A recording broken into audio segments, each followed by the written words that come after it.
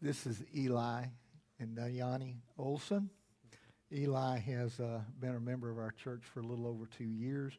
I'm going to let him share just a little bit about himself. And then as a charge to the candidate, Eli's family, all of his family is involved in ministry. His dad and mom are involved in a ministry, and he has 2 brothers. Let's just say the whole family is involved in serving the Lord. And I just want Eli to say a little something real quick to you, to tell you a little bit about himself and Yanni. Okay. Well, we joined the church a couple years ago.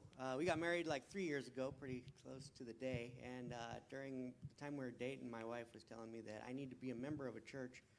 And because I didn't believe that you need to be a member of a church, because it was just about, it was about coming here and worshiping and taking advantage of whatever they were offering at the time.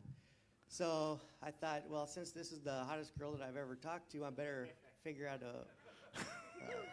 a church to go to. So I ended up going to church, and it was so important for her that you actually became a member. And so it was at that time I decided the importance, or that I found that I used to just go to church all the time just to get from the church, like, what was it offering today? Oh, I get to sing, and I get to actually spend some time with the Lord and actually feel this in my spirit. But then I go back and I just would come and just use the church all the time. And so at some point after we decided that we wanted to be serving members of the church, which is completely different than what I was used to. And it's been great. It's amazing to see how the Lord works, because he tells us, when you get married, that you don't want to be unequally yoked.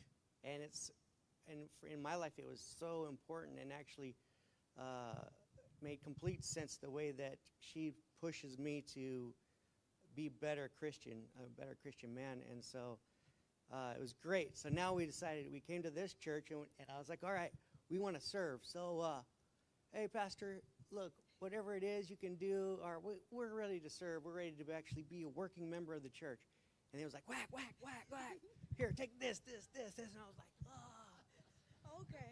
yeah.